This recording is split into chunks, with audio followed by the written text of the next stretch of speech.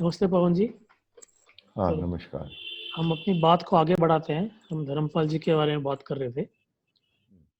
जो पिछली रिकॉर्डिंग हुई थी हमारी, उसमें आपने ये काफ़ी अच्छे से बताया कि धर्मपाल जी को भारत का जो साधारण आदमी है, उसका जो विजडम है, उसके जो नॉलेज ट्रेडिशंस है, उसका जो इनोवेटिव माइंड है, इस पे बहुत भरोसा था। और ये कहीं न कहीं महात्मा गांधी से आता हुआ दिखता था, क्योंकि गांधी जी भी एक आम आदमी की बात को, उसके व्यवहार को सीरियसली लेते थे। और ये आपने लास्ट टाइम बताया कि कैसे भारत का आम आदमी, उसका जो स्ट्रेंथ है उसमें, उसका पोटेंशियल ही अभी ठीक से रियलाइज नहीं होता हुआ है। हम लोगों को एप्रिसिएशन ही नहीं है।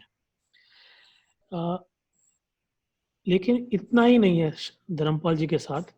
एक और इम्पॉर्टेंट बात जो मुझे लगती है वो ये है कि धर्मपाल जी का जो एप्रिसिएशन था वेस्ट का, वो काफ़ी अलग था। जिस तरह से हम आजकल नॉर्मली वेस्ट को देखते हैं, जिसमें हम लोग कई बार अनामर्ड भी होते हैं वेस्ट से, या हम अपनी चॉइसेस को वेस्टर्न कैटेगरीज में ही सीमित करके रखते हैं कि या तो आप कैपिटलिस्ट हो जाइए, या आप कम्युनिस्ट हो जाइए, या इन्हीं के किसी शेड्स में चुन लीजिए। एक तरफ तो ये है, दूसरी तरफ धर्मपाल जी जिस तरह वेस्ट को देखते थे, आ, पूरे ही वेस्ट से बाहर उतरकर वेस्ट को देखना, ये भी एक ज़रूरी चीज़ है। तो यहाँ से आज शुरू करते हैं कि आप धर्मपाल जी से मिले और धर्मपाल जी के साथ रह के आपको वेस्ट को देखने की कैसी आपकी दृष्टि बनी। वेस्ट वेस्ट क्या है, यहाँ से शुरू करते हैं।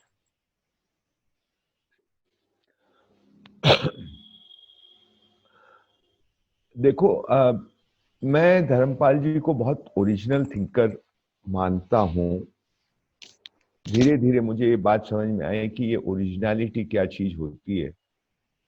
और होता क्या है कि ये जो आधुनिक आदमी है, तुम और हम सब, चाहे वो कम पढ़े लिखे हों, ज्यादा पढ़े लिखे हों, हम लोग के सोचने का जो तरीका है ना, उसमें बहुत सारे अजम्पशंस है। और हमको उन अजम्पशंस, उन मान्यताओं के प्रति हमारा ध्यान भी नहीं है। और इसी से जुड़ी दूसरी बात यह है कि हम कैटेगरीज में सोचते हैं। हम हमारे दिमाग में अनजाने में बहुत सारी कैटेगरीज बनी हुई हैं। जैसे एक स्थूल उदाहरण अगर दूं, तो आज के दिन ज्यादातर पढ़े लिखे समाज में एक कैटेगरी बनी हुई है कि एक कैटेगरी में वो डेवलप्ड या डेवलपमेंट को रखता है, और दूसरी कैटेगरी में बैकवर्ड या अंडर डेवलप्ड या अनडेवलप्ड को रखता है। उसने भले ही ये पढ़ा हो, न पढ़ा हो, वो इकोनॉमिस्ट हो या न हो, एक दिमाग में इस तरह की एक हो गई है। तो जब वो किसी देश को, किसी समाज को, किसी क्षेत्र को देखता है, तो वो इस कैटेगरी के चश्मे से देखता है। तो उसको वही दिखाई देता है जो वो चश्मा दिखाता है। और उसको ये भान नहीं है कि मेरे अंदर ये चश्मा है और मैं उस चश्मे से देख रहा हूं, और इसको देखने के कुछ और भी तरीके हो सकते हैं। मैं धर्मपाल जी को इसलिए ओरिजिनल थिंकर कह रहा हूं कि ही हैड दी, वो चश्मे से के अलावा देख पाते थे। मतलब वो उनकी नेचुरल प्रवृत्ति जैसी थी। वो किसी चश्मे में, किसी फ्रेमवर्क में फंसते नहीं थे। He was very actually aware कहें, या उनके लिए ये, मतलब उनके में ये दिक्कत ही नहीं थी। वो ऐसे ही कुछ हुआ उनके साथ कि उनको ये दिक्कत नहीं रही। मैं नहीं कह सकता। मतलब मुझे एक बार याद आती है इसी से एक बात। एक बार मेरे को मेरा दोस्त है, हम लोग साथ में पढ़ते थे कॉलेज में, और वो अमेरिका में बस गया है। सुनील थॉमस उसका नाम है। सुनील एक बार मेरे को 3-4 साल तक न्यूयॉर्कर करके एक मैगजीन निकलती है, वो भेजता था। न्यूयॉर्कर मैगजीन ऊंची मैगजीन है, ऑफ कोर्स उसका पर्सपेक्टिव वेस्टर्न है वगैरह वगैरह, लेकिन मतलब उसमें लेख कभी शानदार लेख होते हैं। तो उसमें एक एक एक कॉलम जैसा आता था, लंबा कॉलम, मतलब एक स्तंभ बोले जिस जो बार बार आता था, उसका नाम होता था प्रोफाइल्स करके। और उस प्रोफाइल्स में किसी न किसी एक व्यक्ति के ऊपर वो लेख होता था, लंबा लेख होता था, 10-15 पेज का होता था, अभी भी होता होगा, मेरे पास न्यूयॉर्कर नहीं आता। और वो कोई बड़े नामी गरामी आदमी पे नहीं होता था, वो किसी ऐसे आदमी पे होता था जो कि उसमें कुछ ऐसी बात है या उसके जरिए कुछ ऐसी बात करी जा सकती है। वो बहुत वेल नोन नहीं है पर इंपॉर्टेंट आदमी है, पॉपुलर नहीं है पर इंपॉर्टेंट है। तो उसमें मुझे याद है एक बार उन्होंने एक प्रोफाइल की थी एक आदमी के ऊपर, उसका नाम मैं भूल गया, पर वो बहुत बड़ा इन्वेंटर है और अमेरिकन है, और उस आदमी ने कभी कोई कोर्स को कंप्लीट नहीं किया। यानी उसने कहीं से केमिस्ट्री में पढ़ाई की, कहीं से लॉ की पढ़ाई की, कहीं से लिटरेचर की पढ़ाई की, कहीं से बायोलॉजी की पढ़ाई की। उसको जैसे जैसे जब समझ में आया, जो उसका मन किया, उसने उस विषय को पढ़ा, पर कोई डिग्री हासिल करने के लिए या कोई कोर्स कंप्लीट करने के इच्छा से नहीं पढ़ा। और वो बहुत बड़ा इन्वेंटर है। तो ये आदमी ने जो उस पे लेख लिख रहा था, उसको पूछा, how do you think out of the box? क्योंकि हर आदमी बॉक्स में सोचता है, कैटेगरी में सोचता है, फ्रेमवर्क में सोचता है। तो उस आदमी का बहुत इनोसेंट सा रिप्लाई था, मुझे आज भी याद है, इस बात को कम से कम 10-15 साल हो गए। उसका जवाब था, but where is the box? You see, what a reply. And I think it was an honest reply, it was not a smart reply. तो धर्मपाल जी के लिए there was no box, therefore he could see things for what they were and from different perspectives. तो ये मैं इसलिए भी कह रहा हूं कि आपने पूछा कि भाई वो वेस्ट को कैसे देखते थे। तो एक तो उनके लिए कोई फंसे हुए नहीं थे वो किसी फ्रेमवर्क में, किसी कैटेगरीज में। दूसरा, उनका अपना अनुभव जो था, एक तो गांधी जी को पढ़ करके, और गांधी जी को बहुत बारीकी से उन्होंने पढ़ा, मतलब इस तरह से गांधी जी को कम लोग पढ़ते हैं, मैं ऐसा मानता हूं।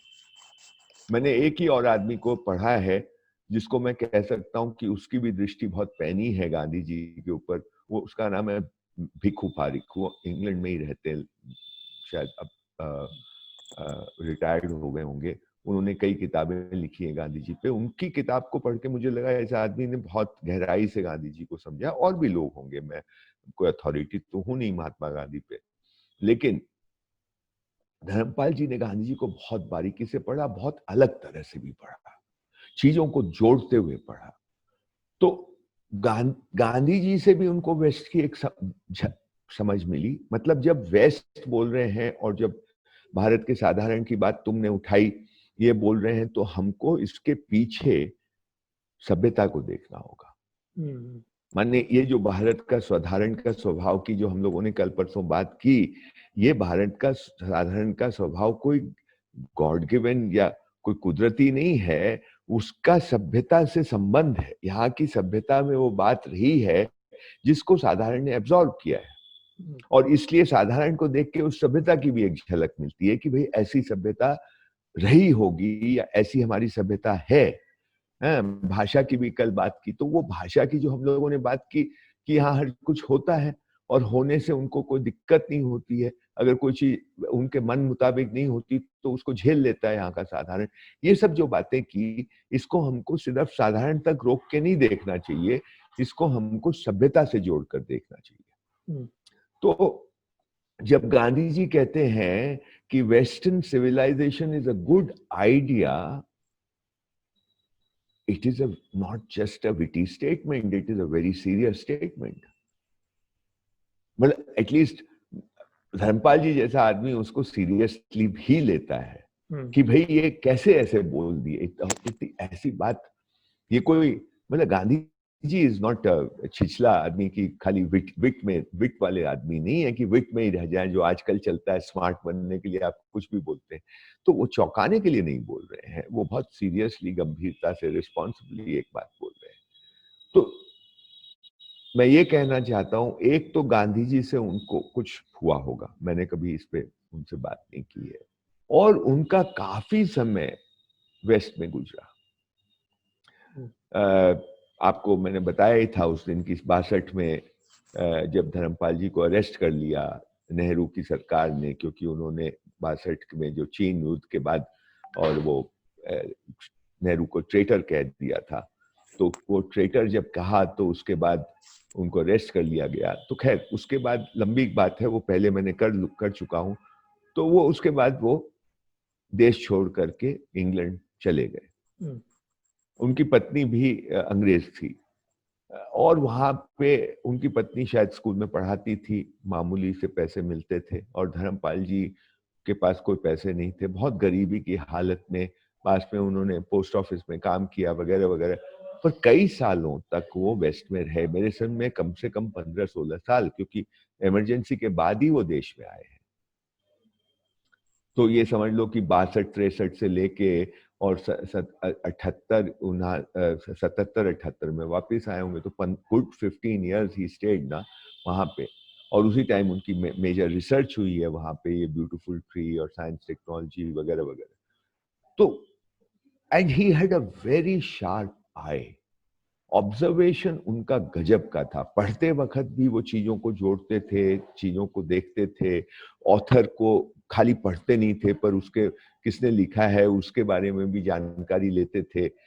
वो उसके ऊपर कौन कौन से इन्फ्लुएंसेस पड़े हैं, उन सब की ये अवेयरनेस रख कर के चीजों को पढ़ते थे, उस समय का संदर्भ देख के चीजों को पढ़ते थे जब वो किताब लिखी गई। तो Dharampal ji had a very wide perspective, जिससे वो देखते थे चीजों को।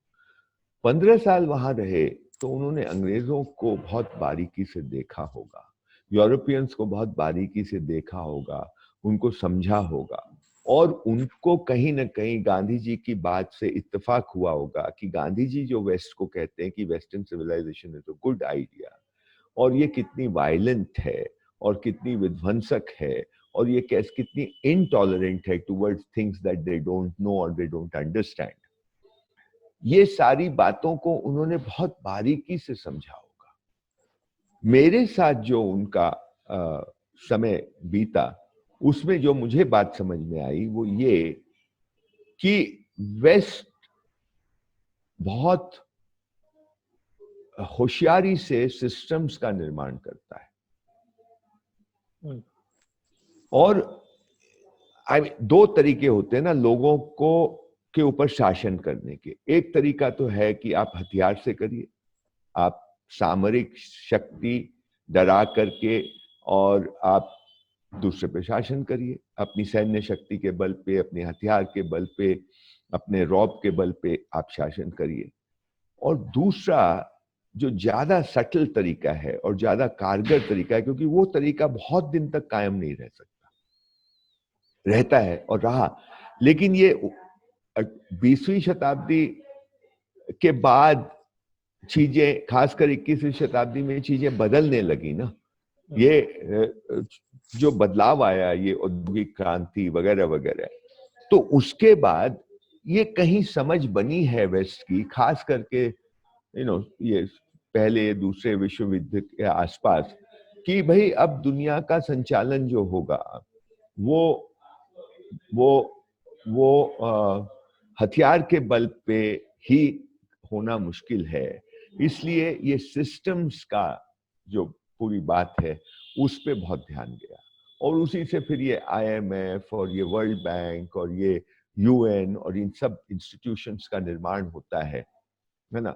तो सिस्टम क्या बला है जिस पर गांधी जी 1909 में लिख रहे हैं, मतलब ये जो आधुनिक सभ्यता पे वो बात कर रहे हैं, और उसमें वो 5 सिस्टम्स को इंगित कर रहे हैं, विशेष करके उसमें वो शिक्षा व्यवस्था को इंगित कर रहे हैं, उसमें स्वास्थ्य व्यवस्था को इंगित कर रहे हैं, उसमें वो जुडिशरी को इंगित कर रहे हैं, जुडिशियल सिस्टम को, उसमें वो टेक्नोलॉजी को इंगित कर रहे हैं, और चौथा पांचवा वो गवर्नेंस सिस्टम को, ये जो मॉडर्न डेमोक्रेटिक ढांचा है उसको इंगित कर रहे हैं।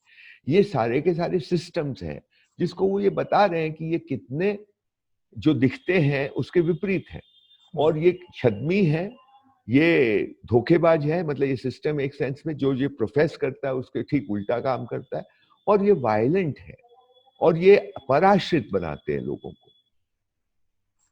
तो धर्मपाल जी ने इस बात को बहुत अच्छी तरह वो समझते थे, बहुत अच्छी तरह समझते। मैं उसका एक उदाहरण और देता हूं तुमको, कि एक बार क्या हुआ, ये बात है 2000 के 1 या 2 की। हमने कहीं पढ़ा, और उस टाइम हिंदुस्तान में भी इसकी बात चर्चा हो रही थी, क्योंकि मैं शिक्षा से जुड़ा हुआ हूं, कि अमेरिकन यूनिवर्सिटीज में प्रोफेसर जो पढ़ाते हैं उनका उनका अ, उनका प्रोफेसर्स का मूल्यांकन जो उनके छात्र छात्राएं हैं वो करते हैं। माने जो पढ़ने वाले हैं वो अपने पढ़ाने वाले टीचर्स का मूल्यांकन करते हैं, और वो ग्रेडिंग करते हैं, और वो ग्रेडिंग अगर कमजोर आती है लगातार तो वो शिक्षक की नौकरी भी जा सकती है, उसको हटा दिया जा सकता है, वगैरह वगैरह। इस तरह की कुछ बात हमने पढ़ी, और उस तरह की चर्चा यहाँ भी होने लगी थी। हाँ। मैं भी पढ़ाता था उस टाइम, तो और भी पढ़ाता था। मुझे कहीं ना कहीं ये बात ठीक नहीं लगी। मुझे लगा ये तो मतलब बच्चे शिक्षक का मूल्यांकन करें, कुछ हद तक तो ठीक हो सकता है, लेकिन उनको पूरा अधिकार दे दिया जाए, ये बात जमती नहीं। तो मैंने धर्मपाल जी से इस बात में चर्चा की कि ये आपको क्या लगता है, ये क्या? तो वो हंसने लगे और बोले कि आप वहाँ की पता करिए कि वहाँ के आईवी लीग कॉलेजेस जो हैं, हार्वर्ड और एमआईटी और कोलंबिया और येल और प्रिंसटन वगैरह वगैरह, स्टैनफोर्ड, ये जो कॉलेजेस हैं, ये जो यूनिवर्सिटीज हैं, वहां भी ये सिस्टम लागू है क्या? मैंने पता किया तो पता चला ना, वहां नहीं लागू है, ये सिर्फ B class C class universities में लागू है। तो मैं सोचने, एक तो ये दिमाग में आया कि इनको यहाँ बैठे बैठे इस बारे में, जिसके बारे में इनको पता भी नहीं था, इन्होंने ऐसे फट से कैसे बोल दिया। ये दिमाग में एक बात रही, और फिर उन्होंने कहा कि चेक करो, और चेक किया तो सही निकला। और दूसरी बात ये हुई कि मेरे एक रिश्तेदार हैं बहुत करीबी, वो वहाँ की एक सी ग्रेड या B grade university of Arizona में पढ़ाते हैं। तो मैंने उनसे ये बात की कि भाई ये अगर सिस्टम तुम्हारी यूनिवर्सिटी में है तो उसका तुम कैसे उसको देखते हो? तो उन्होंने, मुझे एक बजे याद है, उन्होंने कहा कि भाई अब हम लोग बहुत इनसिक्योर हो गए हैं, और अब हम ये बात की बहुत कोशिश करते हैं कि हम जब क्लास में जाएं तो उसको एंटरटेनिंग बनाए क्लास को, ताकि हमको अच्छी ग्रेडिंग दें बच्चे। और एंटरटेनिंग बनाने के लिए हम स्लाइड्स वाइड्स लेके, वो जो पावर पॉइंट है वो उसको इस तरह बनाते हैं कि भाई 3-5 मिनट का एक टॉपिक हो, और बीच बीच में कुछ जोक्स, कुछ इस तरह की बात हो, ताकि क्लास में मजा आए बच्चों को। और इसमें फर्जा तो हो ही रहा है पढ़ाई का, कहीं ना, वो उन्होंने ये बात भी कही, तो वो बात पुष्ट हो गई। तो मैंने धर्मपाल जी को जब ये सब बातें बताई तो उन्होंने कहा कि हाँ ठीक ही तो है, अब भाई सबको थोड़ी ना पढ़ा लिखा करके आपको होशियार करना है, पर आपने ये बना दिया कि भाई सबको पढ़ना है, तो आपकी रूलिंग क्लास तो आईवी लीग से आएगी। आपके प्रेसिडेंट्स और आईएमएफ के प्रेसिडेंट्स और बैंकों के बड़े अधिकारी और इन जो बड़े लोग जो अमेरिका को चलाते हैं, वो तो इन आईवी लीग से आएंगे, और जो बाकी शेष जनता है वो इन बीसी ग्रेड यूनिवर्सिटी से आएगी। तो इनको पढ़ाना थोड़ी ना है। तो ऐसा सिस्टम कर दो कि ये खुद ही अपने पाँव पे कुल्हाड़ी मारे, और उसमें अपना राइट भी मिल गया उनको। तो एक तरफ उनको राइट है कि they can select they can grade there teacher, है ना, और ये इससे शाबाशी भी मिल रही है कि देखो कितना डेमोक्रेटिक देश है। तो एक तीर से कई निशाने हो रहे हैं। आपने एक तरफ वाहवाही लूटी कि देखो ये कितना डेमोक्रेटिक देश है, और बच्चों के कहने पे, स्टूडेंट्स के कहने पे टीचर को डिसमिस भी किया जा सकता है। दूसरी तरफ आप उनमें ये जानते हुए कि उनमें उतनी अक्ल नहीं है कि वो ग्रेडिंग, उनकी ग्रेडिंग करने के पैरामीटर्स उनके अलग होंगे, तो आपको उन यूनिवर्सिटीज को आगे बढ़ाना ही नहीं है। मतलब ये थोड़ा सा अतिशयोक्ति लग सकती है मेरी बात, और ये उदाहरण को बहुत छानबीन करने की जरूरत नहीं है, मोटी बात को समझने की जरूरत है कि हाउ धर्मपाल जी इसको बहुत अच्छी तरह समझते थे, और उनके उनके मार्फत मुझे भी समझ में आया कि ये सिस्टम क्या भला है, ये अदृश्य होता है और उससे आप लोगों को संचालित कर लेते हैं। तो वेस्ट इसमें बहुत होशियार है, हो गया है ओवर द इयर्स। और दूसरी तरफ उसकी वायलेंस, माने उसके लिए, वेस्ट के लिए कंट्रोल इतना आवश्यक है कि जैसा वो चाहे वैसा हो, एग्जैक्टली वैसा हो। और सुपीरियॉरिटी है कि हम जो है, मतलब बात तो वो इक्वालिटी की वहीं से सबसे ज्यादा होती है, लेकिन एक उनको वेस्ट अपने को तो सुपीरियर माना हुआ ही है। तो वेस्ट की समझ तो मुझे मतलब धर्मपाल जी को बहुत पैनी थी, बहुत पैनी थी। मैं कई बातें अभी, मतलब वो शायद ठीक नहीं रहेगा यहाँ बोलना, जैसे 9/11 का जब अटैक हुआ तो धर्मपाल जी को मैंने फोन करके बोला कि ये हुआ है, तो धर्मपाल जी बोले खुद ही करवा लिया होगा। अरे this was his immediate response. अब ये कोई द्वेष नहीं है, मतलब I never saw any bitterness in him, हम आपको बता रहे हैं, टुवर्ड्स द वेस्ट, नो, या कोई उनके मन में कोई उनके प्रति कोई रोष हो, मैंने नहीं देखा, नहीं देखा। बट साथ साथ में इस तरह की बात भी वो बोल जाते थे। तो ये जो चीजें थी, he understood that the west can go to any extent to remain in power, to remain in dominance, to जो उन्होंने सही माना है उसके हिसाब से चलने के लिए वो कुछ भी हद तक जा सकते हैं। और बाद में तो ये मॉडर्निटी की समझ अगर हमको आ जाती है ठीक से, कि मॉडर्निटी कितनी भ्रामक है, जो कहती है उसके ठीक विपरीत करती है, मॉडर्निटी कितनी वायलेंट है। ये वायलेंस, सिर्फ फिजिकल वायलेंस तो हल्की चीज होती है मेरे हिसाब से, वायलेंस के बहुत सारे रूप हैं। ये जो गांधी जी को लेके हु करते हैं लोग, ये तो सिर्फ फिजिकल वायलेंस तक रहते हैं एट द मोस्ट। माने वायलेंस तो बहुत डीप चीज है, कहां तक आप आदमी को इतना घायल कर देते कि वो उठ ही नहीं पाए, उसको मानसिक रूप से इतना प्रताड़ित कर देते कि वो उठ ही नहीं पाए, उसमें हीनता का भाव भर देना, उसको नीचा दिखा देना, ये सब चीजें मॉडर्निटी की जड़ों में है। तो मॉडर्निटी अगर समझ में आती है, ये न्यूनेस की जो बात है पूरी, आई मीन मॉडर्निटी में ये अपने आप घुस गया है कि पुराना फालतू है और नया अच्छा ही होगा। तो कोई भी चीज में नया जो है वो ठीक है और पुराना फालतू है, तो परंपरा सारी फालतू है। मतलब उनको पुराने से कोई मतलब ही नहीं है, पुराने को उठा के फेंको, वो चाहे मार्क्सवाद हो चाहे कैपिटलिज्म, उसमें कोई फर्क। इसलिए गांधी जी फर्क नहीं करते ना, गांधी जी मतलब मार्क्सवाद में और कैपिटलिज्म में बहुत फर्क नहीं करते, दोनों को एक कई चीजों पे एक ही जैसा मानते हैं। और लोहिया ने भी बाद में कहा है कि Marxism is the latest weapon of the west, पर उसको उनके चेलों ने समझा ही नहीं। हाँ, मतलब उन्होंने कहीं कहा है इसको, और परंतु उस बात को आगे फैलाने की बात ज्यादा नहीं हुई, और उनके चेले तो बिल्कुल ही नहीं समझे इस बात को। बल्कि जयप्रकाश जी का भी अभी हमने एक लेख पढ़ा, अभी अभी करीब साल भर पहले किसी एक दोस्त ने पुराना एक लेख भेजा, जिसमें वो बात कर रहे हैं अध्यात्म की, और वो फाइनली कह रहे हैं कि इससे नहीं होगा, ये मार्क्सवाद से और इससे नहीं होगा, जाना तो हमको उसी तरफ पड़ेगा। खैर ये सब तो थोड़ी बात फैल गई, लेकिन धर्मपाल जी का दिमाग ओरिजिनल दिमाग था, और उस ओरिजिनल दिमाग में वो चीजों को जैसा था वैसा देख पाते थे। वो किसी कैटेगरी में, किसी फ्रेमवर्क में फंस के देखते नहीं थे, इसलिए उनको चीजें दिख जाती थी। वेस्ट को बहुत अच्छी तरह समझते थे, इसमें कोई शक नहीं है। मतलब उनके ओरिजिनल माइंड की मैं आपको एक किस्सा याद आ गया तो बता दूं। क्या हुआ, 2004 के आसपास की बात है, ये राजीव मल्होत्रा उस टाइम हिंदुस्तान आए ही, मतलब जमे नहीं थे, आते रहते थे। और इनका एक सपना था कि हिंदुस्तान में एक बड़ा अवार्ड हमको इस्टेब्लिश करना चाहिए, नोबेल प्राइज के टक्कर का, और उसको हमको, मतलब उसके टक्कर में हमको ये अवार्ड शुरू करना चाहिए।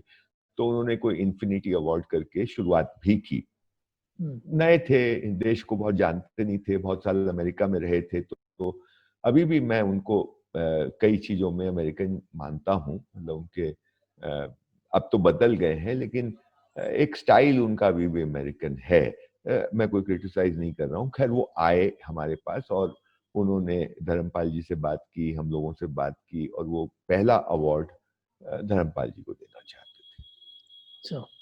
धर्मपाल जी ये वेस्ट से आए हुए लोगों से थोड़ा-सा बचते थे।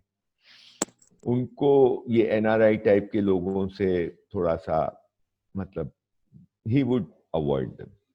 तो इनको भी उन्होंने बहुत ज़्यादा उस समय मतलब वो नहीं किया। फिर कई दिनों तक उनका वो परस्यू करते रहे। तो हम लोगों से भी बात करते थे कि भाई क्या है, लेना चाहिए, नहीं लेना चाहिए वगैरह-वगैरह। फाइनली ये हुआ कि ले लेंगे उस अवार्ड को। तो क्योंकि राजीव मल्होत्रा किसी को देश में ज़्यादा मतलब उनकी कोई संस्था नहीं थी, उनके कोई मतलब लोग नहीं थे यहाँ पे, तो उन्होंने आई थिंक मधुकेश्वर से थोड़ी बहुत जान-पहचान थी, इसलिए उन्होंने सीएसडीएस को चुना कि सीएसडीएस उस प्रोग्राम को, उस समारोह को, वो अवार्ड गिविंग सेरेमनी को वो लोग आयोजित करते। सीएसडीएस को दे दिया ये काम। तो सीएसडीएस तो सेक्युलर संस्था है, हाँ, और वो सेक्युलरिज्म तुम जानते हो कितना छिछला और हल्का जो सोच हमारे देश में चलती है। तब तक ये 92 वाला किस्सा हो चुका था, बाबरी मस्जिद वाला, और धर्मपाल जी ने कहीं कह दिया था कि भाई ये तो ये इस तरह के जितने भी सिंबल्स हैं विजेताओं के, कॉन्करर्स के, पार्लियामेंट और प्रेसिडेंट हाउस इंक्लूडेड, ये सब तो खत्म कर ही देने चाहिए हम लोगों को। हमारे ऊपर क्यों कोई भी चीज ऐसी रहे जिससे हमको अपनी गुलामी का याद आए। तो including president house and parliament house should go. तो इससे बहुत सारे लोग नाराज हो गए और उनको ये मान लिया कि तो आरएसएस के आदमी हैं, उनकी भाषा बोलते हैं, इस तरह का एक बहुत बड़ा वातावरण बना और कई लोग उनके उनके जो उनके करीब भी थे वो भी थोड़ा दूर हो गए। तो ये सीएसडीएस में भी मतलब ये सब लोग, मतलब आशीष नंदी जो सीएसडीएस के डायरेक्टर सबसे करता धरता वही थे आफ्टर रजनी कोठारी। तो वो उन्होंने एक किताब लिखी है ना, the hegemony of modern science and technology, अच्छी किताब है, वो एडिटेड है, उसमें बहुत लोगों के लेख हैं। उसको डेडिकेट किया आशीष नंदी ने 3 लोगों को, एक धर्मपाल को, एक प्रोफेसर ए.के. सरन को और एक इद्रिस मोहम्मद मलेशिया वाले, वो भी अब नहीं रहे, तीनों लोग अब नहीं है। तो उसने धर्मपाल को डेडिकेट किया। अब आशीष नंदी तो सेक्युलर आदमी और तब तक ये किस्सा हो चुका था, तो सीएसडीएस में खलबली मची होगी कि धर्मपाल को हम लोग अवार्ड देंगे तो ये और वो। तो देखो उन्होंने कितना, मतलब मैं तो इसको बहुत ही हल्का और गलत ही नहीं, एक तरह का डिमीनिंग काम उन्होंने किया। उन्होंने क्या किया, बिना शायद राजीव से कंसल्ट किए या उसको बोल दिया होगा, उसको ज्यादा पता नहीं था उस समय, उन्होंने वो अवार्ड सेरेमनी में 2 लोगों को अवार्ड दिलवा दिया। धर्मपाल के साथ गेस्ट किसको दिलवाया, मुफ्ती मोहम्मद सईद की लड़की है ये महबूबा मुफ्ती, जो अभी कश्मीर की चीफ मिनिस्टर रही है, उसको धर्मपाल के साथ। हाँ, आई मीन वो लड़की उस समय 35 साल की होगी, ज्यादा से 38-40 साल की होगी, एक बात पर उम्र से कुछ नहीं होता। उसने उसका अचीवमेंट क्या था, एक्सेप्ट दैट वो जेल गई थी, वो उसका वो हाईजैकिंग वाले कांड के पहले, उसका कोई अचीवमेंट ही नहीं। पर because she was a Muslim, she was a Kashmiri, और इसको काउंटर बैलेंस, उनके हिसाब से इसको काउंटर बैलेंस करने के लिए उन्होंने ये काम किया। मतलब actually it was an insult to Dharampal. मुझे जब पता चला I was livid, you know, क्योंकि मैं उसमें धर्मपाल जी को दिल्ली लाना ये वो, मैं भी उसमें इन्वॉल्व था और हम लोग को बताया नहीं उसके पहले कि ऐसा होने वाला है, यू नो। तो हम जब गए वो फंक्शन में, मैं और धर्मपाल जी, तो देखा कि वहां पे ये भी है। खैर धर्मपाल जी को तो आगे आगे उनको फर्क नहीं पड़ता। और उस प्रोग्राम को इतना गंदा, वो प्रोग्राम, मतलब उसमें कोई ग्रेस नहीं, उसमें कोई डिग्निटी नहीं। वो प्रोग्राम 8 बजे होने वाला था, खींचते खींचते 10:30-11 बजे तक वो लोग ले गए रात को।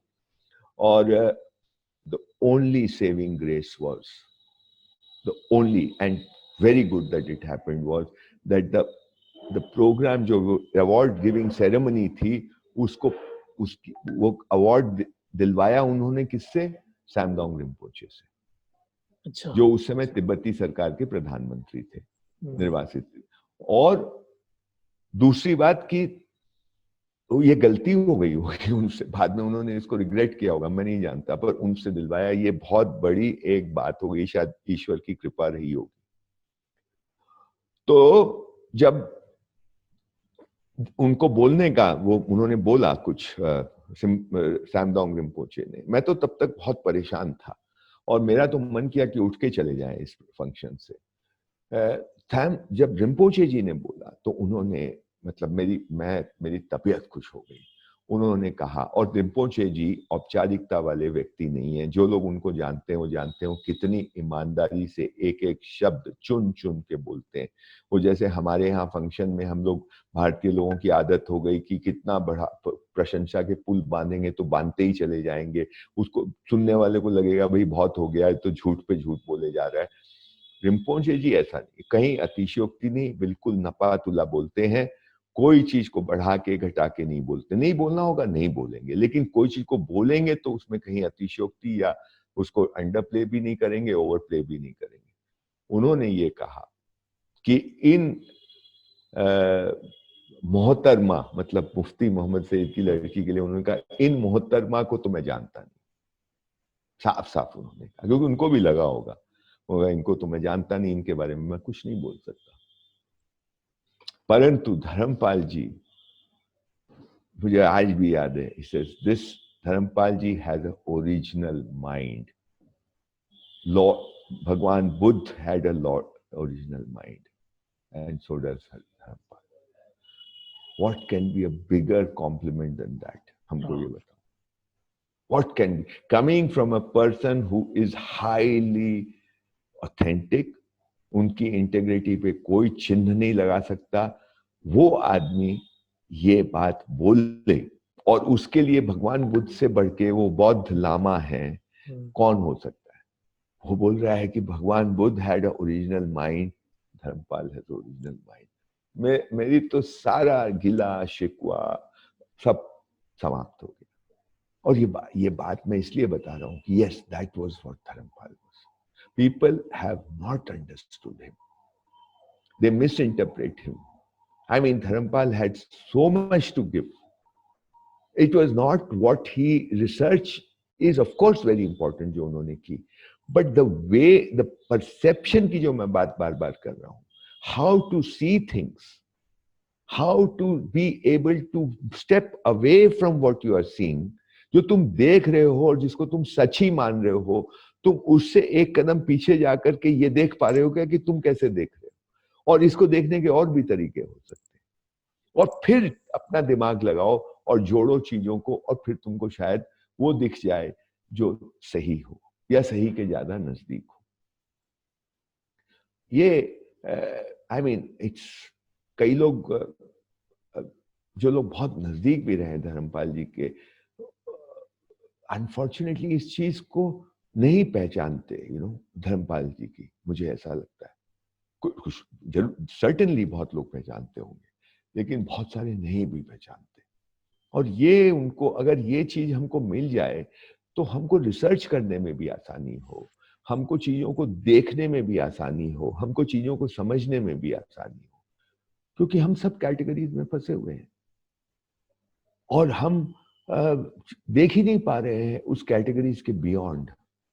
तो ये so yes, coming back to your question, because he could see, then he could see the falsity of West, he could see the violence of the West, he could see their designs, जैसे वो क्या खेल खेलते हैं ये आप देख पाते थे, उनकी वायलेंस, उनकी रुथलेसनेस, उनकी किसी भी हद तक जाकर के अपने डोमिनेंस को बरकरार रखने की उनकी अकूट इच्छा, वो सब चीजों को वो देख पाते थे। और उन्होंने हमेशा वो एक बात कहते थे जो हमको समझनी चाहिए कि वेस्ट जो है उसने हमारे साथ जो हिंसा की है उससे पहले अपने लोगों के साथ हिंसा की है, खुद के अपने लोगों के साथ। तो वेस्ट में दे प्रोफेस कि उनके यहाँ हायरार्की नहीं है, हमारे यहाँ हायरार्किकल सोसाइटी है, फ्यूडल सोसाइटी है, जात पात है, ये है वो है। ये सब तो हम लोगों को बहुत फूट फूट के उन्होंने पिला दिया और हम पी गए। लेकिन वेस्टर्न सोसाइटी कितनी हायरार्किकल है इसको हमको कोई भान ही नहीं है। मैं जब लंदन गया तो उन्होंने मेरे को पूरा एक ऐसे ही बात बात में बताया कि देखो ईस्ट लंदन वाले ऐसे हैं, साउथ लंदन वाले ऐसे हैं, उनके कितने तरह के डायलेक्ट्स हैं लंदन के अंदर, बोलने के स्टाइल अलग अलग है, और ये उनके चर्चेज अलग अलग हैं, और जो वर्किंग क्लास के लोग इस चर्च में जाते हैं, इस डिनोमिनेशन के चर्च में जाते हैं, जो हाई क्लास के लोग हैं, जो एलिट क्लास है वो इस तरह के चर्च में जाती है। अपने को तो पता ही नहीं है इन सब चीजों का, ये बहुत कम लोगों को पता होगा। और उनके बीच में शादियां वगैरह व्यवहार नहीं होते, माने बहुत कम होते हैं। यानी जो वर्किंग क्लास की लड़की या लड़का होगा वो एलिट क्लास की लड़के लड़की से जल्दी से शादी नहीं होती। और रहने का भी ऐसे ही है, कॉलोनीज हैं, जिस कॉलोनीज में एक ही क्लास के उसी तरह के लोग रहते हैं। तो कहने का ये नहीं है कि ये सही है या गलत है, ये एक ह्यूमन नेचर भी है। और हमारे यहाँ जब ऐसा होता है तो हम उसको मतलब एक नजर से देखते हैं, उधर जो होता है उसको हम देख ही नहीं पाते क्योंकि हमको सब गोरे एक जैसे लगते हैं। कुछ ऐसी सी बात है। तो खैर he understood very minutely this west को। नहीं, ये आपने मेरे ख्याल से इम्पोर्टेंट बात कही, थोड़ा सा उस पर और टाइम देते हैं कि वेस्ट ने जो वायलेंस की है वो अपने लोगों के ऊपर भी पहले की है, काफी पहले की है, और शायद वहीं से रिफाइन कर करके उसको इस सिस्टम्स के द्वारा वायलेंस करना आया है। हाँ हाँ मुझे हाँ। याद है एक जगह धर्मपाल जी ये कह रहे हैं कि ये जो रूल ऑफ लॉ है, ये एक तरह से जो इंग्लैंड में जो नॉर्मन कॉन्क्वेस्ट हुआ, कॉन्क्वेस्ट के बाद उसको स्थापित रखने के लिए ये रूल ऑफ लॉ बनाया गया, जिसको आज हम बिल्कुल ही एक वैसे मानते हैं कि भाई रूल ऑफ लॉ तो अनक्वेश्चनेबल चीज है, रूल ऑफ लॉ तो होना ही चाहिए। तो धर्मपाल जी एक जगह मैंने कहता हुआ सुना कि रूल ऑफ लॉ एक्चुअली वो जिसके पास वही तो है है ना, वेल्थ उसको बनाए रखने के लिए है। यही है। You see this is also related to what I was talking. ये जो कैटेगरीज की बात है, उन्होंने कैटेगरी बना दी। तो ये रूल ऑफ, हिंदुस्तान में जितना भी अत्याचार किया वो सबका जस्टिफिकेशन उनके पास है। हाँ, उन्होंने उसको जस्टिफाई करके किया। और ये आज वो जस्टिफिकेशन हम ओढ़ लिए हैं। हाँ, मतलब हम जस्टिस को वो डिफाइन करते हैं। इसीलिए महात्मा गांधी जब चंपारण में पकड़े जाते हैं, मतलब कोर्ट में लाए जाते हैं कि आर यू गिल्टी, जब उनसे पूछा जाता है तो he says yes according to your law. But then he pleads his case outside the boundaries of that law. Again, he steps out of the category of their law, of that framework, and then he pleads his case. ये काबिलियत हमको develop करनी पड़ेगी। ये rule of her चीज को justify करे। भाई यहाँ पे आपको पता है ना, यहाँ पे जो लगान वसूली होती है हिंदुस्तान में, वो छठ या चौथ जो भी होती है, कभी छठ कभी चौथ। छठ का मतलब 1/6, चौथ का मतलब 1/4। और ये वसूली होती है टाइम्स ऑफ वॉर में चौथ हो जाता है और नॉर्मल टाइम में छठ रहता है। और ये प्रोपोर्शन है ऑफ द प्रोड्यूस। आपका 100 मन अनाज हुआ तो उसका 1/6, 200 मन अनाज हुआ तो उसका 1/6, किसी वर्ष आपकी बम्पर क्रॉप हो गई तो उसका 1/6, और किसी समय कम क्रॉप हुई या अकाल पड़ा तो माफ भी किया जाता है। तो ये कोई फिक्स्ड क्वांटम वाइज फिक्स नहीं है, प्रोपोर्शन है। बहुत बड़ी फर्क है प्रोपोर्शन में और क्वांटम में, कि हमने फिक्स कर दिया कि आपसे हम 400 रुपया लेंगे ही लेंगे, ये एक बात हुई। और हमने ये फिक्स किया कि भाई आपकी इनकम का हम 1/6 लेंगे, ये दूसरी बात हुई।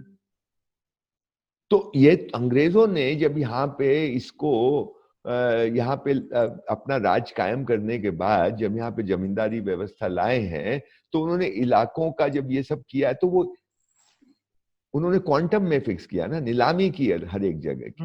और उसमें ये कहा कि दिस इज अनसाइंटिफिक, जो यहाँ का सिस्टम है। इसी ये तुम रूल ऑफ लॉ की भी वही है, दिस इज अनसाइंटिफिक। तो जो हम कर रहे हैं वो साइंटिफिक है, जो वो हम कर रहे हैं वो रूल ऑफ लॉ है। जो हो रहा है वो अनसाइंटिफिक है, जो हमको पसंद नहीं।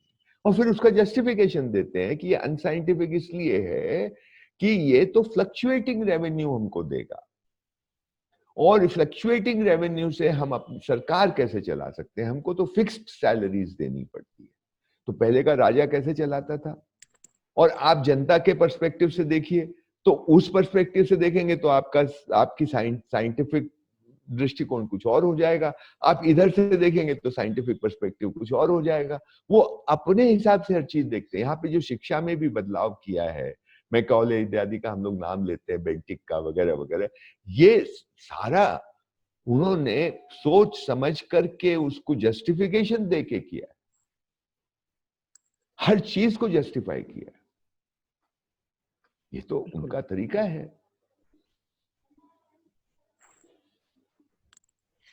नहीं, मैं ये भी सोच रहा था कि यहाँ पे जैसे रूल ऑफ लॉ की हम बात कर रहे थे, आजकल भी हिंदुस्तान में बहुत लोग आंदोलन करते हैं, और आंदोलन में वो सरकार से टकरा जाएंगे और खूब मतलब वो करेंगे, लेकिन जैसे ही कोर्ट में पेश होंगे वो तुरंत स्टेटमेंट देंगे कि हमको कोर्ट पे पूरा भरोसा है। बिल्कुल वी हैव, बिल्कुल। जैसे मुझे अभी याद आ रहा है, वो कन्हैया कुमार का जेएनयू में वो था, वो जिसमें वो नारे वारे लगे थे। मतलब मैं कन्हैया कुमार का कोई बहुत प्रशंसा नहीं कर रहा हूँ, लेकिन वो था कि वो कश्मीर की आज़ादी होगी और अफजल गुरु हीरो है और इस तरह के नारे लगे थे, और सरकार ने जेल में बंद कर दिया। जैसे ही कन्हैया कुमार जेल में पेश हुआ तो कन्हैया कुमार कहता है कि मुझे तो कोर्ट पे पूरा भरोसा है और मुझे हिंदुस्तान के कॉन्स्टिट्यूशन पे पूरा भरोसा है, जबकि नारे लगा रहा था कि कोर्ट ने अफजल गुरु को फांसी दे दी, गलत कराया। लेकिन कोर्ट में घुसते ही कह दिया कि मुझे जजेस पे और कोर्ट पे पूरा भरोसा है। और कन्हैया कुमार ने ऐसे तो मतलब हर तरह के लोग हैं जो आंदोलन करते हैं, लेकिन भाई हम लोग तो फंस गए ना। एक और भी तो मामला हो गया कि आप कॉन्स्टिट्यूशन के अगेंस्ट में तो कुछ बोल ही नहीं सकते ना, क्योंकि वो फिर बात चली जाती है डॉक्टर अंबेडकर पे, जो बिल्कुल सरासर झूठ है। आई मीन कॉन्स्टिट्यूशन को डॉक्टर अंबेडकर से ऐसे जोड़ दिया जैसे कॉन्स्टिट्यूशन और डॉक्टर अंबेडकर एक ही हो। अब तो वो पॉलिटिकल सवाल हो गया है, और हम तो इस दृष्टि से देखना ही छोड़ दिए हैं कि भाई सत्य को देखो। गांधी सत्य को देखते हैं। जब ये बोलते हैं कि yes I am guilty according to your law, तो बात उधर खत्म हो सकती है ना, पर बात वहां खत्म नहीं हुई, वो अपना केस प्लीड कर रहे हैं। तो जब आप कोई आर्ग्यूमेंट दे रहे हैं तो उसका कोई धरातल होगा ना, कोई भी लॉजिक का एक धरातल होता है ना, उसी फाउंडेशन पे तो लॉजिक बिल्ड होता है। तो एक फाउंडेशन लॉ की फाउंडेशन हो सकती है, दूसरी फाउंडेशन जो गांधी जिस फाउंडेशन पे खड़े होकर अपनी बात रख रहे हैं, वो फाउंडेशन क्या है, जिसको वो वॉइस ऑफ कॉन्शियंस कभी कहते हैं या कभी विधान कहते हैं। तो ये विधान या वॉइस ऑफ कॉन्शियंस की फाउंडेशन क्या है? ये फाउंडेशन उसकी सत्य है। कौन सा सत्य? फैक्ट नहीं, सनातन सत्य। तो वो सनातन सत्य की आपको झलक कैसे मिलेगी जब तक आप अपने अंदर नहीं झांकेंगे? बाहर तो है नहीं, बाहर तो फैक्ट है। तुम अमेरिका में बैठे हो, अमेरिका की राजधानी वॉशिंगटन है, ये एक फैक्ट है, ये सत्य नहीं है। कल कुछ और हो सकती है। सनातन सत्य तो एक जैसा रहता है। सनातन सत्य को तुमको कैसे पता चलेगा? जब तुम अपने अंदर देखना शुरू करोगे तो तुमको सनातन सत्य की झलक तो कम से कम मिलने लगेगी कि भाई हाँ, ये भी आदमी है, मैं भी आदमी हूं, इसको भी सम्मान और इज्जत जब मिलती है तो ये इसको अच्छा लगता है, और मुझे भी जब सम्मान और इज्जत जब मिलती है मुझे अच्छा लगता है। तो हम दोनों ह्यूमन बीइंग्स हैं। ये एक सत्य है कि ह्यूमन बीइंग्स को सम्मान और इज्जत अच्छी लगती है जब जब मिलती है। ये एक सनातन सत्य है। ये कोई बाहर थोड़ी ना आपको लिख के देगा, ये कोई कानून थोड़ी ना है, ये तो आप अंदर देखने लगेंगे तो आपको दिखाई देने लगता है। इस तरह की तमाम बातें, ये तो सिर्फ एक उदाहरण है। तो ये जो जिसको गांधी वॉइस ऑफ कॉन्शियंस कहते हैं, वो तो अंदर देख के ही वो निकलता है। It comes from within to without, not from without to within. तो आज की तो पूरी शिक्षा व्यवस्था और ये जो मॉडर्न तौर तरीके हैं, ये तो पूरा पूरा विदाउट पे ही फोकस्ड है ना। सत्य का भी प्रमाण विदाउट ही होगा, जस्टिस का भी प्रमाण विदाउट ही होगा, साइंस का भी प्रमाण विदाउट ही होगा। विद इन तो आप देखेंगे नहीं। आपके शरीर में दर्द हो रहा है, पेन हो रहा है, क्या प्रमाण है साहब? क्या प्रमाण है? अब मेरे हिसाब से तो कोई मशीन ऐसी बनी नहीं है जो आपके पेन को मेजर कर सके, लेकिन पेन को वो मानते हैं, गनीमत है कि मानते हैं। अदरवाइज हर चीज को उनको प्रमाण चाहिए। कहाँ चाहिए वो प्रमाण? बाहर। अंदर के दुनिया को तो स्वीकार्यता ही नहीं है ना। This is the fundamental problem. और दूसरा फंडामेंटल प्रॉब्लम ये हो गया कि ये कहा जा रहा है कि सबका अपना अपना सच होता है। अरे भाई, सच सबका अपना अपना नहीं होता, सबकी अपनी अपनी दृष्टि होती है, सबका अपना अपना परसेप्शन होता है, सबका अपनी अपने ओपिनियंस होती है, सबकी अपनी अपनी प्रेफरेंसेस होती है। सच सबका अपना अपना नहीं होता, सच तो एक होता है। अब ये इसी में घालमेल कर दिया। अब ये जब घालमेल कर दिया तो आपके दिमाग को संचालित वो करने लगे। तो you have to step out of that trap. This is what Dharampal and Mahatma Gandhi and people are trying to do, to show you that there is a possibility to step out of that trap. And this total modernity बोलिए, westernization बोलिए, is a trap. जो दिखता है वो है नहीं। ये पूरी जो फ्रीडम और इक्वालिटी और राइट्स की बात है, it's a trap, it's not the reality. गलत है, ये भ्रम है। They have got you here. They've got you here. बिल्कुल बिल्कुल। वो हम चूज कर सकते हैं कि हमको कोका कोला पीना है या हमको ये ऑरेंज कलर की ड्रिंक पीनी है या हमको काले रंग की ड्रिंक पीनी है। लेकिन आपको साफ पानी नहीं मिलेगा। वो आपको हमारा अपनी फ्रीडम नदी है। पे, तालाब पे कोई अधिकार नहीं है। हाँ। और वो उसको गायब कर दिया।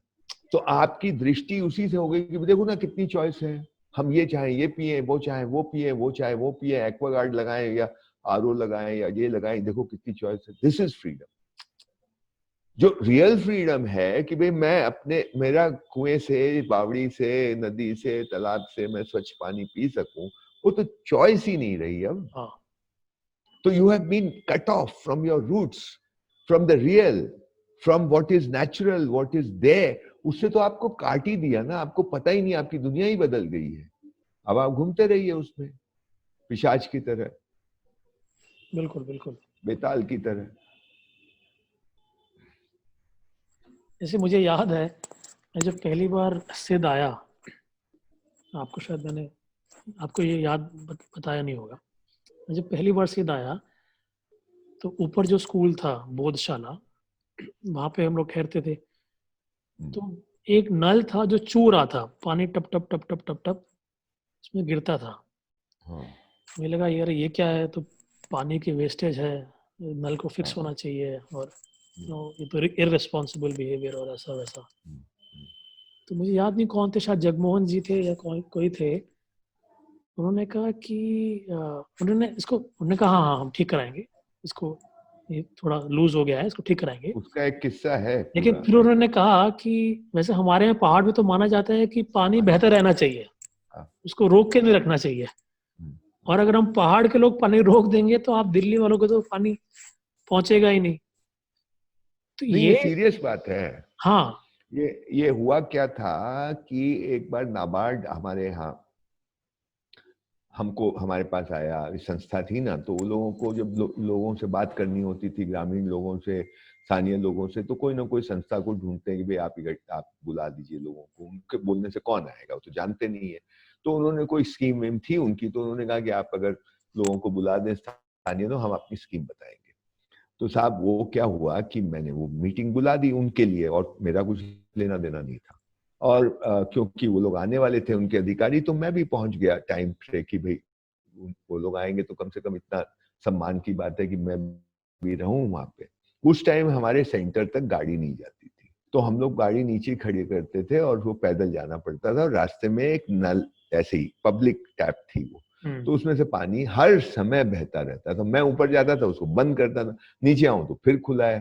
खैर, तो उधर क्या हुआ, जब मैं पहुंचा मीटिंग में, तो नाबार्ड वाले तब तक आए नहीं थे, अब महिलाएं उधर बैठी थी 80-100 के करीब हॉल में। तो मैं सोचा कुछ बात शुरू करते हैं। तो मैंने उनसे कहा कि भाई देखिए, ये नल की बात मैंने की कि मैं नीचे से ऊपर आता हूँ, हर समय नल बहती रहती है, तो बात ठीक नहीं है, बंद होना चाहिए। तो पीछे बैठी एक महिला अपने पड़ोसन से, बगल वाली को बोलती है, पर पानी तो बहते रहना चाहिए। तो मेरे कान में पड़ा, हमने क्या? तो फिर बोली, हाँ हम पहाड़ में तो यही मानते हैं, पानी बहना चाहिए, पानी को रोकना नहीं चाहिए। और मेरा दिमाग ठनका कि भाई क्या, दैट इज ट्रू। अगर सब चीजें ठीक हो तो पानी तो बहते ही रहे, क्यों रोके हम पानी को? ये तो हमने प्रॉब्लम क्रिएट किया है, तो इसलिए हम इस तरह से बात करने लगे। पर जो जो होना चाहिए, जो नैसर्गिक है, जो नेचुरल है, वो तो यही ठीक ही है। तो उनकी दृष्टि के पीछे क्या है? ये वही बात है कि पहाड़ में पानी तो रुकना नहीं चाहिए, जाना चाहिए, नीचे जाना चाहिए। अब वही बात है जो हम लोग कल भी कर रहे थे, वो अबाउट वो जो साधारण आदमी में जो विजडम है, हाँ, जो गांधी जी वाली जो बात थी या मतदान वाली बात थी, वो मतलब वैसी ही बात है ना ये। बिल्कुल बिल्कुल। बल्कि मुझे याद आ रहा है कि महाभारत में ये कहानी है कि जो भीष्म थे, वो जो हाँ हीरो बने, वो अपनी यंग एज में हीरो बने, वो हीरो बने इस बात से कि किसी ने गंगा पे बांध बना दिया था और हाँ उन्होंने उस बांध को तोड़ दिया था या, यंग एज में, तो तब से वो हाँ या, हीरो बने। तो ऐसे ही मतलब ऐसी बहुत सारी चीजें हैं जो कि हमने अज्यूम की हुई है कि ऐसा तो है ही, जैसे कि बिल्कुल, रूल ऑफ लॉ तो है ही। हाँ बिल्कुल, ऐसी एक जगह और धर्मपाल जी ये कह रहे हैं, और काफी ब्रूटल बात है ये, कह रहे हैं ये पार्लियामेंट क्या है, ये बस नियम बनाती रहती है, लॉ बनाती रहती है, इसको लॉ बनाना बंद कर देना चाहिए, ये कोई काम हो लॉ बनाना। और वो कह रहे हैं कि 20-25 लॉ हो बहुत हैं, ये थोड़ा ना कि हजारों लॉ और लॉ पे लॉ बने जा रहे हैं। क्या नहीं, वो तो बिल्कुल वही मैंने कहा ना, एक तो सिंबल्स ऑफ कॉन्करर्स, ये आपको बार बार ये याद दिलाता है कि भाई हमारे पे किसी ने राज किया, चाहे वो मुसलमानों ने किया, अंग्रेजों ने किया, जिसने भी किया राज हुआ, वो एलियन लोगों ने हम पे राज किया। इसकी आपको याद क्यों बार बार? ही तो खत्म होना चाहिए। मतलब हीलिंग कैसे होगी आपकी? उस हीलिंग में एक प्रोसेस ये भी है, एक तो ये बात है। पर ये जो वो ये देखो, ये धर्मपाल जी ये मानते थे कि हम इस जो ये मॉडर्न सिस्टम है हमारे अनुकूल नहीं है। व्यवस्थाएं आपको संचालित करती हैं, कोई भी व्यवस्था हो वो आपको संचालित करती है, वो एक तरह का घेरा बनाती है। इट्स लाइक अ डिजाइन, जैसे कमरे की डिजाइन जैसी होगी वैसे आपके बैठने का अरेंजमेंट हो जाएगा। आप एक कमरे में आते हैं, वहां की एक तरह की डिजाइन होगी, कहीं कुर्सियां जहां लगेगी वहीं तो आप बैठेंगे ना, थोड़ा बहुत 19-20 कर लेंगे। तो जो डिजाइन होती है, जो मकान की, कमरे की, इत्यादि इत्यादि, वो ह्यूमन बिहेवियर को जिस तरह से एक तरह से कंट्रोल पूरा नहीं है लेकिन इन्फ्लुएंस करती है, ठीक उसी तरह सिस्टम हमारे व्यवहार को इन्फ्लुएंस करता है, कम या ज्यादा। ये बात मतलब सिस्टम और डिजाइन एक ही तरह की चीजें हैं, डिजाइन दिखती है, सिस्टम दिखाई नहीं देता, पर दोनों हमारे ह्यूमन बिहेवियर को इन्फ्लुएंस करते हैं। तो वो ये मानते थे कि ये जो मॉडर्न सिस्टम्स हैं, वो जिस तरह का इन्फ्लुएंस हमारे हमारे पे डाल रहे हैं भारतीयों पे, वो हमारे स्वभाव के अनुकूल नहीं है, वो हमारे चित्त के अनुकूल नहीं है, जो हमारी जीवन दृष्टि के अनुकूल नहीं है, जिस तरह से भारतीय दिमाग चलता है उसके अनुकूल नहीं है। और अगर वो अनुकूल हो, दोनों में सामंजस्य हो, दोनों में अलाइनमेंट हो, तो हम एकदम मतलब एक क्वांटम लीप हम लोग ले सकते हैं हर क्षेत्र में। उसके कुछ प्रमाण आपको दिखाई देते हैं। जैसे मुझे याद है कि कुछ साल पहले, 20 साल पहले, एक लोहार या एक मैकेनिक वेस्टर्न यूपी में, उसने एक हेलीकॉप्टर बना लिया था कबाड़ से, और वो हेलीकॉप्टर उड़ा भी, जाकर के बिजली के तारों में वो फंस गया और वो गिर गया, और उस पे केस हो गया और डीएम ने उसको जेल में डाल दिया। मतलब उस आदमी को तो आगे बढ़ाना चाहिए था, उसने इतना बड़ा आविष्कार किया है ना, उसको उसमें ओरिजिनल माइंड है, वो पढ़ा लिखा नहीं है, फिर भी उसने इस तरह की चीज कर दी। आजकल ड्रोन जैसी चीज उसने बना दी थी उस समय। पर हम लोग क्या है, इन चीजों को, ये जितनी भी हमारी संभावनाएं हैं, हमारे में पोटेंशियल है, उसको हम दबोच देते हैं। हाँ कुंभ का मेला हो, ये कावड़ों का मामला हो, अब तो थोड़ा उसमें बदतमीजी होने लगी, लेकिन ये सब सेल्फ ऑर्गेनाइज चलता है ना। इतनी बड़ी भीड़ आती है, एक तरह का उसमें सेल्फ ऑर्गेनाइज्ड बिहेवियर वहां पे दिखता है हम लोगों को। और हम अंग्रेजों से सीख करके हम सारी ऑर्डर को इम्पोज करना चाहते हैं। हम उसको अप्रिशिएट भी नहीं करते कि यहाँ के लोगों में कुछ कला है कि वो सेल्फ ऑर्गेनाइज कर लेते हैं। कैसे करें, let's try and understand it. हम उसको समझना ही नहीं चाहते। हमारे यहाँ आज भी बहुत सारे बिजनेस एंटरप्राइज हैं जो देशी तरीके से चलते हैं और बहुत खूबी से चलते हैं, लेकिन we don't want to do any research in that कि ये कैसे चलते हैं भाई, इसकी क्या इनकी मान्यताएं हैं, कैसे ये सब होता है। क्योंकि हमारी दृष्टि बिल्कुल मॉडर्न हो गई है, तो हम सब चीजों को उस दृष्टि से देख करके मूल्यांकित करते हैं कि नहीं ये ठीक नहीं है, ये रूल ऑफ लॉ के हिसाब से नहीं है, ये फलां के हिसाब से नहीं है, साइंटिफिक नहीं है, इत्यादि इत्यादि। एक बार उसको छोड़ दीजिए ना, understand it from their perspective and see if it works. वो वैसी ही बात है कि आप मुझे एक नुस्खा बताएं और मेरे पे वो नुस्खा चल जाए और मैं स्वस्थ हो जाऊं, तो मैं ये ढूंढने में लग जाता हूं कि इसकी साइंस क्या है, इसके पीछे का लॉजिक क्या है। अरे यार, काम कर रहा है, इसको तो पहले स्वीकार करो। हाँ don't reject it because you don't understand it, if it works. बिल्कुल बिल्कुल। ऐसी एक याद आ रहा है, एक मंगल सिंह एक किसान थे बांदा में, अभी भी हैं शायद। उन्होंने 88 89 की बात है, उन्होंने एक टरबाइन डिजाइन करी, अपने गांव के मिस्त्री की मदद से एक टरबाइन डिजाइन करी जो कि 1 मीटर हेड पे बिजली बनाती है। और वो बिजली इतनी है कि वो गांव की नहर से गांव तक बिजली दे दे, वो उससे ज़्यादा दूर बिजली नहीं भेज पाएगी। तो उसकी एफिशिएंसी बिल्कुल लोकल ही है। और वो दे रहे थे बिजली अपने गांव को, शायद आज भी देते ही होंगे। अब तो बिजली वैसे आ गई होगी, सरकारी बिजली। लेकिन हम लोग इस बहस में फंस गए कि उनके टरबाइन में एफिशिएंसी का कोफिशिएंट ये है और इतना है और ये है।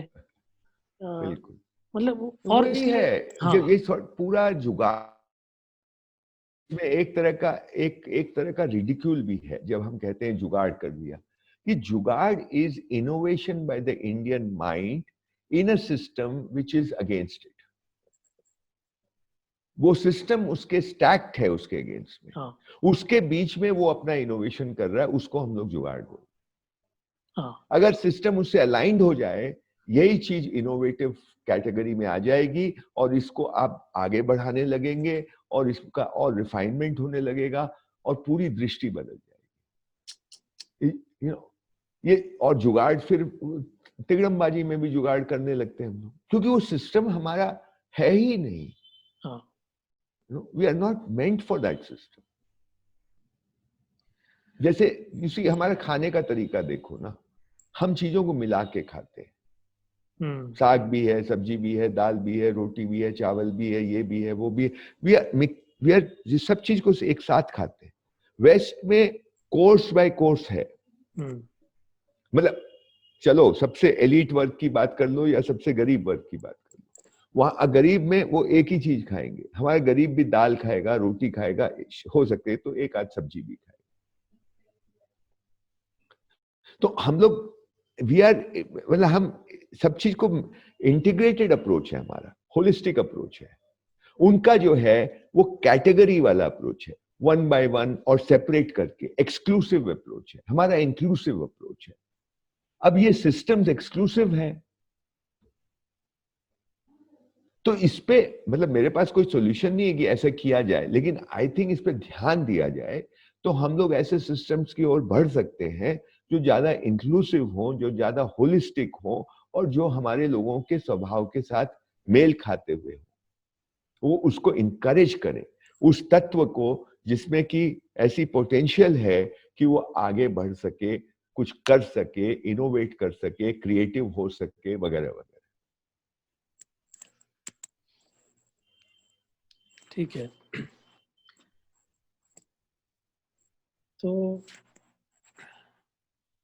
लास्ट में ये पूछता हूँ, क्योंकि आपने महात्मा गांधी का भी नाम कई बार लिया, और महात्मा गांधी भी वेस्ट को समझते थे, धर्मपाल जी को अच्छा समझते थे। इसी में आपसे हमने कई बार ये सुना है कि आप एक ये 3 लोगों की तिकड़ी एक जैसे देखते हैं, महात्मा गांधी, धर्मपाल जी, और एक आदिलाबाद में गुरुजी रविंद्र शर्मा। वो तो अब नहीं रहे, ये तीनों ही नहीं रहे अब तो। या मैंने कई बार आपसे बात की है, तो आपने कहा है कि इन तीनों को अगर हम साथ रखकर देखेंगे तो बहुत कुछ नया दिखने को हमको मिलेगा हिंदुस्तान के बारे में।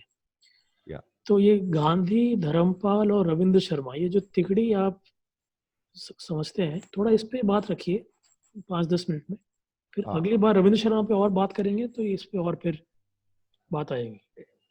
हाँ, वो ऐसा है कि मैं गांधी जी से, मेरे को ये क्लैरिफाई करना चाहिए कि मैं गांधी जी की राजनीति को उतना नहीं समझता हूँ। मुझे बहुत सारे प्रश्न हैं गांधी जी की राजनीति को लेके।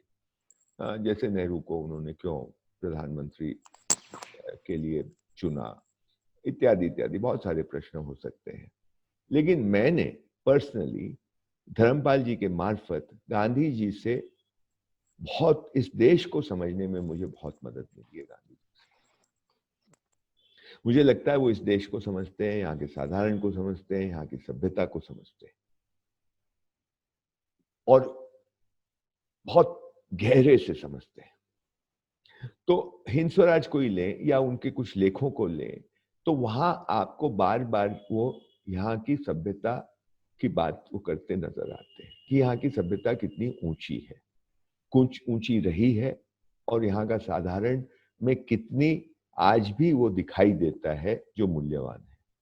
ये गांधी जी में बार बार शुरू के लेखों में, हिंद स्वराज में, ये आपको दिखाई देगा। एक बात। फिर आप जब धर्मपाल जी को पढ़ते हैं, उनकी रिसर्च को देखते हैं, तो आपको ये समझ में आता है कि हाँ, ये जो गांधी जी बोल रहे हैं उसके प्रमाण धर्मपाल जी दे रहे हैं अपने रिसर्च से, कि यहाँ कितनी सुदृढ़ व्यवस्थाएं थी, यहाँ पे लोगों की सोच किस तरह की थी, कैसे ये इस तरह का इतना व्यापक रूप से इस तरह का सिस्टम्स चलते हैं।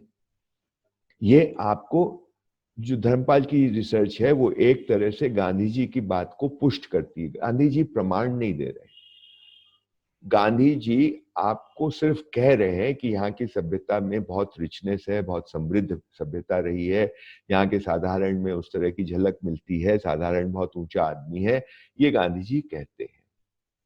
धर्मपाल जी वो प्रमाण प्रोड्यूस कर रहे हैं अंग्रेजों के आर्काइव से निकाल करके कि यहाँ की व्यवस्था बहुत सुदृढ़ रही है, बहुत व्यापक रही है, समृद्ध रही है, उसके प्रमाण दे रहे हैं।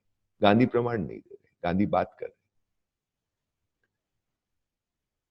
और फिर धर्मपाल जी प्रमाण दे रहे हैं, एविडेंस दे रहे हैं एक तरह से, कि देखो इतना व्यापक रूप से स्कूल चलते थे यहाँ पे, इतने बड़े पैमाने पे यहाँ पे स्कूल चलते थे, इस तरह से यहाँ की टेक्नोलॉजी थे, यहाँ पे खेती की उन्नत व्यवस्था थी, इतनी उन्नत खेती यहाँ पे होती थी, उसके तरीके ये थे। ये सब प्रमाण धर्मपाल जी के रिसर्च से आपको मिलता है।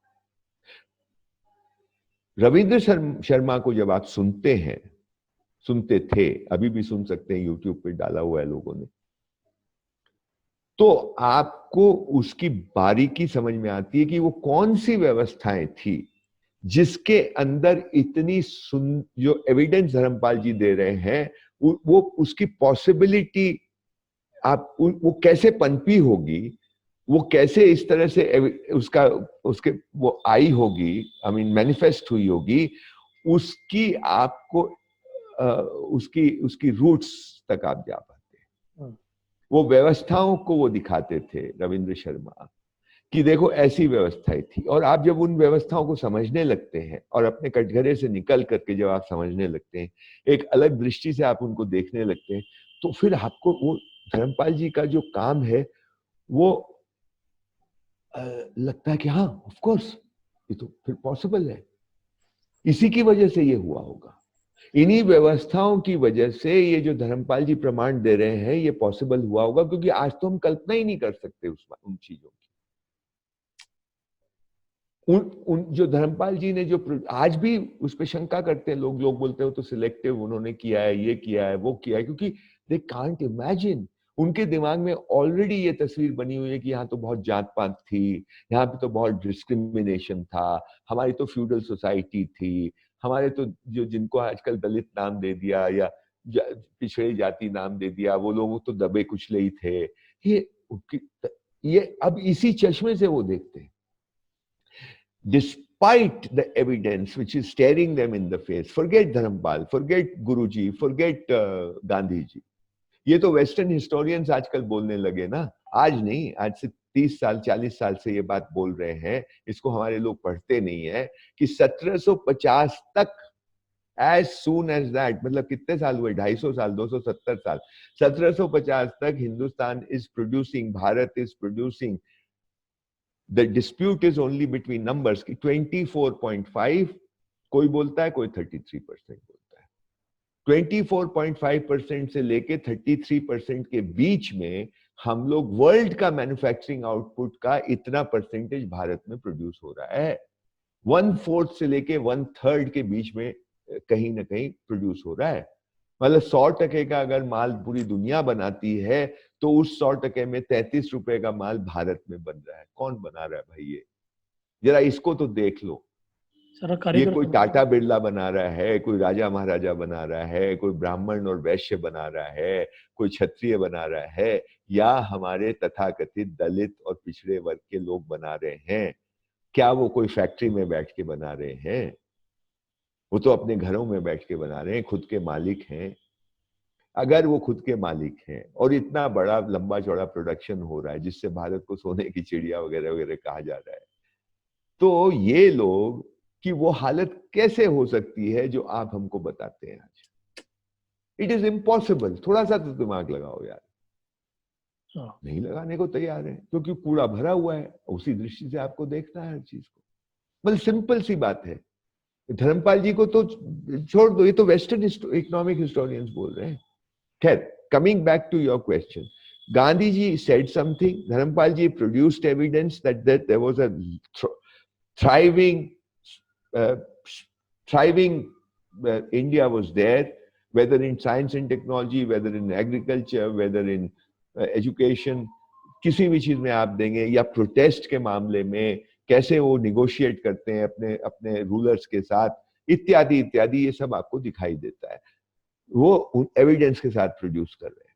और रविंद्र शर्मा आपको वो व्यवस्थाएं बता रहे हैं at the smallest level, eight the level of the village, कि ये व्यवस्थाएं रही हैं। और जब वो व्यवस्थाओं को आप समझते हैं तो दो चीजें होती हैं। आप कहीं ना कहीं आप अपने बचपन में सुनी हुई बातों से उसको कनेक्ट कर पाते हैं, बचपन में देखी हुई बातों से उसको कनेक्ट कर पाते हैं। बहुत सारे रिचुअल्स और बहुत सारे प्रैक्टिसेस जो आपने बचपन में देखी होंगी या सुनी होंगी अपनी माँ से, बाप से, दादा दादी से, या खुद देखा होगा, उससे उसका कनेक्शन बैठता है। और आप बोलते हैं अच्छा अच्छा, मैंने देखा तो था, अब समझा कि ये कैसे होती थी, क्यों होती थी। तो ये रविंद्र शर्मा को सुन के आपके साथ एक ये घटना घटती है। दूसरा, आप उससे, उन व्यवस्थाओं से आप धर्मपाल जी के काम को जोड़ पाते हैं कि अच्छा, इसकी वजह से ये इतनी थ्राइविंग यहाँ पे चीजें थी, ये एक वाइब्रेंट सोसाइटी थी। इसका प्रमाण या इसका एक तरह का लॉजिक आपको मिलता है रविंद्र शर्मा की बात को सुन करके। तो ये तीनों से जुड़ते हैं। ये एक बहुत बड़ी सुंदर कड़ी है जिसपे कि हम लोगों को काम करना चाहिए। इस पे बहुत जरूरी है कि हम लोग काम करें और हम ये निकालें कि हम वास्तव में ये देश के लोग हैं, कहाँ थे, क्या है। मतलब हिस्ट्री की बात मैं नहीं कर रहा हूं, मतलब हमारा चित्त क्या है, हमारा स्वभाव क्या है, कौन सी चीजें हैं जो हमारे उस स्वभाव के अनुकूल बैठती है, कौन से सिस्टम है जो, उसमें से कुछ सिद्धांत निकलेंगे, आई एम श्योर। और आज तो दुनिया जिस मुहाने पे खड़ी है बहुत ही भयंकर है ना वो। यहाँ पे तो टोटल कंट्रोल, मतलब हम डिक्टेटरशिप की बात कर रहे हैं, we are heading toward I am not talking of dictatorship of Modi, no, I am talking of invisible dictatorship at the level of the world. आपको पता भी नहीं चलेगा और आप संचालित हो रहे हैं। हम तो उस तरफ जा रहे हैं थ्रू टेक्नोलॉजी। तो और वो विनाश की तरफ ही जा रहा है, चाहे वो पर्यावरण का विनाश हो, चाहे वो रिसोर्स डिप्लीशन हो, चाहे वो कोई भी तरह से आप ले लें, गरीब अमीर के फासले की बात ले लें, एब्जेक्ट पॉवर्टी की बात ले लें, वायलेंस की बात ले लें, टेररिज्म की बात ले लें, मतलब in any which way we are heading towards destruction. मतलब जो कलयुग है वो दिखाई देता है कि कलयुग अगर मतलब क्या होता है उसकी तरफ हम जा रहे हैं। This if we do this work to understand what the Ravindra Sharma is indicating and what evidence Dharampal has produced, इसको कनेक्ट करके हम अगर आज भी अपने लोगों को समझने का प्रयास करें, प्रयास करना मतलब उसके लिए मेहनत करनी होगी, उसके लिए हमको अपनी भाषा के इडियम्स को, फ्रेजेस को, लोकोक्तियों को, फोक स्टोरीज को समझना होगा, उसमें से कुछ कल आउट करना पड़ेगा, हमको साधारण लोगों से बात करनी पड़ेगी, उनकी प्रैक्टिस को, उनके रिचुअल्स को, उनके बहुत सारी मान्यताओं को ठीक से सम्मान के साथ समझना होगा, not through a biased mind but with a clean mind, with unbiased mind. हमको उसको देखना होगा और समझना होगा और चीजों को जोड़ना होगा, और उसमें से कुछ सिद्धांत, कुछ थ्योरीज निकल सकती हैं जो सिर्फ ना सिर्फ हमारे लिए पर पूरी दुनिया के लिए काम की। पर करेगा कौन, कैसे होगा, ये सोचना पड़ेगा, क्योंकि अभी ये कोई इंडिविजुअल एफर्ट ही हो सकता है। मुझे लगता है कुछ लोगों को साथ आकर के अगर वो करें तो शायद संभव हो। अच्छी बात यह है कि थोड़ा थोड़ा मुझे हल्का हल्का कहीं कहीं से आभास होता है कि कुछ हो रहा है इस देश में। अब पिछले 2-3-4 साल से मैं कुछ थोड़ी सी सुबगाहट देखता हूँ, कुछ कुछ इंस्टीट्यूशंस खड़ी हुई है, उनका दिमाग कितना साफ है या नहीं है ये मैं नहीं जानता, लेकिन कुछ इंडिकेशंस मिल रहे हैं, कुछ रिसर्च भी शायद सही अपने दृष्टि से, अपनी समझ से उसको फॉर्मुलेट किया जाने की कोशिश हो रही है, ऐसा मुझे दिखाई दिया। कुछ लोग खड़े हो रहे हैं जो दूसरी तरह की बात कर रहे हैं, यंगस्टर्स हैं, 30-40 साल 45 साल के लोग खड़े हो रहे हैं और बात कर रहे हैं और आर्गुमेंट्स दे रहे हैं, वेल आर्टिक, पर they are still like you know a drop in the ocean kind of a thing, पर शुरुआत हुई है, so that's a good sign। देख ठीक है, तो अब इस बात को यहाँ पे रोकते हैं, कोई घंटे से ऊपर हो गया, और मेरा मन है कि अगली बातें जब हम करें तो हम दो लोगों पे बातें करें, एक तो रविंद्र शर्मा गुरु जी जिनका अभी यहाँ पे जिक्र हुआ, और प्रोफेसर सामदोंग रिम्पोचे जिनका भी आपने जिक्र किया। इन दो लोगों पे भी अच्छे से बात करें आगे जाके। हम अपने धर्मपाल जी वाली बात को यहाँ पे हम रोक रहे हैं, रिकॉर्डिंग रोकता हूँ।